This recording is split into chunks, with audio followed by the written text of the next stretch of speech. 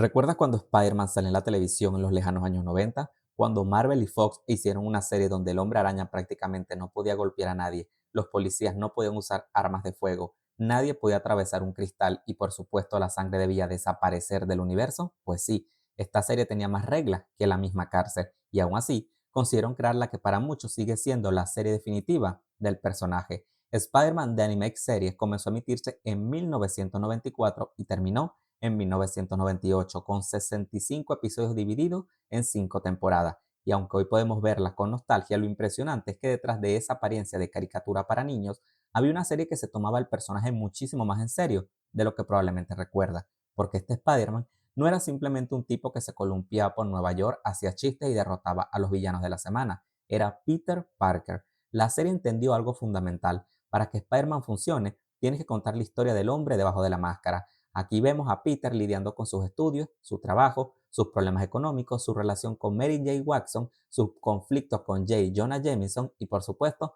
una colección de villanos que parecía sacada directamente de una convención de cómics. Y todo esto mientras intentaba descubrir cómo demonios puede salvar Nueva York sin llegar tarde a una cita. Pero lo más interesante es que la serie tenía continuidad. John Jasper Jr., su principal guionista y productor, quería que la historia tuviera consecuencias y que Peter evolucionara a lo largo de las temporadas. El objetivo era mostrar la maduración de un Spider-Man de 19 años, pasando de ser un joven que todavía está descubriendo lo que significa ser un héroe, a convertirse en alguien mucho más experimentado. Y vaya que lo hicieron sufrir, porque desde la primera temporada tenemos al Lagarto, a Misterio, al Doctor Octopus, el Escorpión, Kraven y entonces aparece el simbionte. Peter consigue el traje negro y durante varios episodios vemos como el simbionte comienza a cambiar su comportamiento hasta que este termina unido finalmente a Eddie Brock y así nace Venom. De hecho, esta serie fue especialmente importante porque fue la primera vez que personajes como Venom, Carnage, Blade e Hydro-Man aparecieron animados. Y si pensabas que la serie iba a bajar el ritmo después de eso, ¡ja!, te equivocas. La segunda temporada decidió que Peter no tiene suficientes problemas y le añade una mutación genética que amenaza con convertirlo literalmente en un monstruo araña. Después aparecen los seis siniestros, los X-Men, Punisher, Blade, Morbius y el buitre, porque aparentemente la solución de los productores era: ¿qué necesita Spider-Man? Deme idea. Y una persona dijo: un villano. Otro dijo: ¿y si le ponemos 6? Y el otro dijo: perfecto. Y después metan a los X-Men. Y después metan a Punisher. Y después vamos a poner vampiros. Y después estás contratado. Así. Literalmente esa fue la conversación que tuvieron en el estudio. Y lo mejor es que los crossovers no eran simplemente cameos para decir, mira quién apareció. No, la serie estableció que Spider-Man compartió universo con los X-Men y hasta con la segunda temporada de Iron Man. Y entonces llegamos a una de las etapas más importantes: Mary Jane Watson, la hermosa pelirroja. Peter finalmente consigue una relación seria con ella, solo para que la serie haga lo que mejor sabe hacer: destrozarle la vida a Peter Parker. Mary Jane desapareció. Peter queda destrozado. Después aparece otra Mary Jane, pero Peter no sabía que era otra, sino que se emociona pensando que era la verdadera. Se casan, se van de luna de miel y entonces descubre que todo esto fue un clon. Porque claro, esto es Spider-Man. Nadie puede ser feliz durante más de 15 minutos. La quinta temporada directamente decide quitarse cualquier límite y adaptar las historias más grandes de Marvel: los seis guerreros olvidados, Secret War y finalmente las guerras arácnidas, donde Peter conoce diferentes versiones de sí mismo. Tenemos a un Spider-Man millonario con armadura, uno con 6 brazos, otro que prácticamente es el Doctor Octopus y hasta un Spider-Man que es un actor que interpreta a Spider-Man dentro de una serie de televisión. Rompieron la cuarta pared dentro de la cuarta pared. Deadpool estaría orgulloso. Y entonces ocurre algo que para una serie infantil de los años 90 era completamente absurdo. Spider-Man conoce al verdadero Stan Lee. El personaje creado por Stan Lee termina frente a su propio creador y tiene una pequeña conversación con él antes de continuar su viaje. Esto fue muy simbólico y es uno de los momentos que probablemente entendías cuando eras niño, pero que de adultos dice, espera, acaba de hacer que Spider-Man realmente conozca a su escritor. Sí lo hicieron y todavía faltaba el final, porque después de 5 temporadas y 65 episodios, la serie terminó con Spider-Man viajando junto a Madame Web para encontrar a la verdadera Mary Jane. El problema: Fox canceló la serie. Así que nunca tuvimos un verdadero episodio final. Incluso se llegó a producir un pequeño adelanto de lo que habría sido el hipotético episodio número 66, pero la historia quedó oficialmente inconclusa. Y aquí es donde volvemos al principio, porque sí, Fox no quería que Spider-Man golpeara demasiado fuerte, no quería sangre, no quería armas de fuego reales, no quería niños en peligro, ni siquiera quería que los personajes utilizaran palabras como muerte, morir o matar. Llegaron al punto de preocuparse porque Spider-Man pudiera lastimar accidentalmente a una paloma al aterrizar sobre un edificio. Escuchaste bien, una paloma. El mayor enemigo de Spider-Man en los años 90 no era Venom, era el departamento de censura de la Fox. Y aun con todas esas restricciones, el equipo consiguió construir una historia con continuidad, desarrollo de personajes, romance, tragedias, mutaciones, vampiros, simbiontes, viajes dimensionales, crossover épicos y hasta el multiverso del Spider-Man, porque ellos le ganaron al Spider-Verse de Sony. Todo esto mientras Spider-Man tenía que derrotar a sus enemigos básicamente con la misma filosofía. No puedo pegarte, pero sí puedo envolverte en 14 kilos de telaraña. Y quizás esto es porque la serie sigue siendo tan querida, porque no necesitaba sangre para ser oscura, no necesitaba violencia extrema para contar historias maduras, no necesitaba convertir a Spider-Man en un personaje diferente para hacerlo espectacular. Simplemente entendió quién era Peter Parker, un chico que recibió poderes extraordinarios, cometió errores, perdió personas a las que amaba y aún así decidió levantarse cada mañana para hacer lo correcto.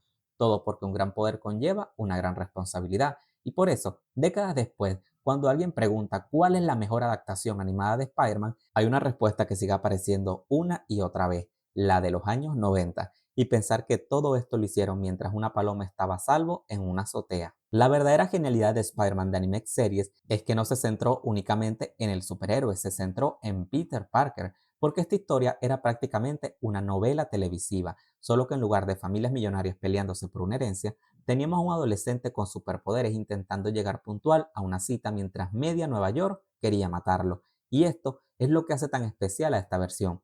Peter podía estar persiguiendo un villano por los tejados y 5 minutos después estar preocupado porque tenía una cita con Mary Jane. Y mientras intentaba mantener su relación con Mary Jane, también estaba la presencia de Felicia Hardy, a quien la serie le dio muchísimo protagonismo y prácticamente convirtió en una segunda gran protagonista en la vida sentimental de Peter. De hecho, Felicia y Mary Jane recibieron buena parte de los conflictos y elementos dramáticos que en los cómics estaban asociados a Gwen Stacy. ¿Y Gwen? ¿Dónde estaba? Bueno, Gwen Stacy prácticamente no existe en esta versión animada. Y tiene bastante sentido cuando recuerdas que Fox había puesto reglas absurdamente estrictas sobre la violencia, nada de sangre, nada de muertes explícitas y prácticamente nada que pudiera traumatizar al niño que estaba viendo la serie mientras desayunaba. Así que adaptar la historia de Gwen como en los cómics habría sido complicado porque todos sabemos la relación de Gwen Stacy con cierto puente que no suele terminar especialmente bien. Por eso la serie decidió darle su lugar a Mary Jane y a Felicia, mientras Gwen apenas apareció al final y además como una versión alternativa del personaje. Pero ahí está la clave, el gancho nunca fue Spider-Man, el gancho era Peter Parker, el tipo ordinario debajo de la máscara, el chico que tenía que pagar el alquiler, estudiar, trabajar, mantener una relación sentimental, lidiar con sus amigos, enfrentarse a sus enemigos y encima de todo esto, intentar que nadie descubriera que era un superhéroe. Y eso hacía que cada problema superheroico tuviera consecuencias personales, porque cuando Spider-Man pierde una batalla puedes pensar, bueno, mañana volver a intentarlo, pero cuando Peter Parker pierde a alguien que ama, eso sí duele. Y precisamente por eso esta serie sigue funcionando tantos años después, porque no te hizo enamorarte únicamente del trepamuros, te hizo enamorarte del hombre debajo de la máscara. Y esa es probablemente la mejor decisión creativa que el departamento de Fox pudo entender sobre la serie. Pero no todo termina ahí, porque recuerden que X-Men 97 fue todo un éxito y Marvel entendió que debía explotar esta serie del trepamuros y no lo podía hacer en formato animado porque ya tiene una nueva serie, entonces decidió hacerlo como lo ha hecho siempre, con los cómics. En 2025 Marvel publicó Spider-Man 94, una miniserie de 5 números que continúa directamente la historia de aquella serie de los años 90 y que finalmente nos muestra lo que ocurrió después de aquel famoso final. Y lo primero que hace el cómic es precisamente lo que todos queríamos ver. Peter encuentra a Mary Jane y después de haber recorrido el multiverso buscándola, Spider-Man consigue regresar a Nueva York junto a la mujer que ama. Y aquí todos pensamos perfecto. Después de 5 temporadas de sufrimiento, Peter al fin tendrá una vida normal. ¡Ja! Ya quisiéramos. ¿Tú has visto alguna vez a Peter Parker teniendo una vida normal? Porque yo no.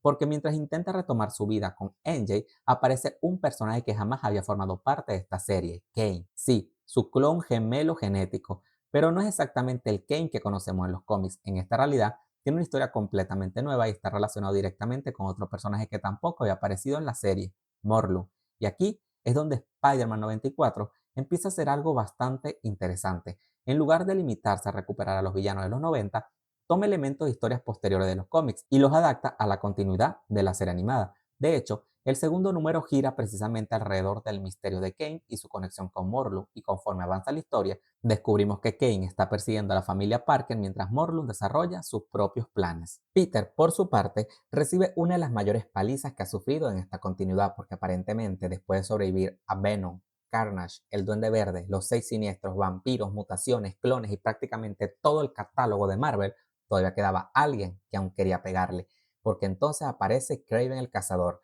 Pero aquí tampoco está simplemente para ser del villano invitado. La historia establece una conexión entre Kraven y Morlun mientras Peter intenta recuperarse y proteger a sus seres queridos.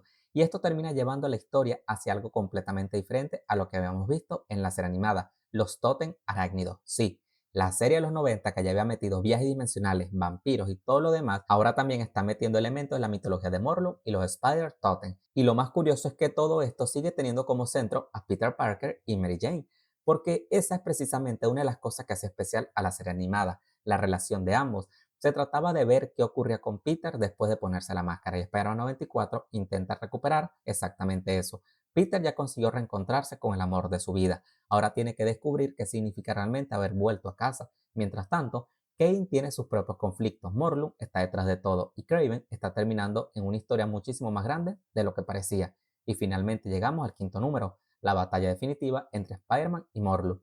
Marvel la presentó como el enfrentamiento final entre ambos, con Kane, Kraven y Mary Jane en medio del desastre. Y por esto y muchas otras cosas es que Spider-Man 94 es algo curioso. Es una secuela de una serie que terminó hace casi 30 años, pero escrita como si la historia simplemente hubiera continuado al día siguiente. Y personalmente, creo que fue la mejor manera de continuarla, porque después de todo lo que sufrió Peter Parker en los años 90, ya era hora que encontrara a Mary Jane, aunque siendo honestos, si Peter Parker finalmente consiguió una vida tranquila, entonces no sería el verdadero Peter Parker.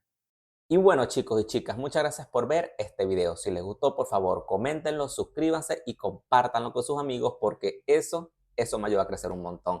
Sin más que agregar, me despido. Mi nombre es Sir David y nos vemos en el siguiente video. Hasta la próxima.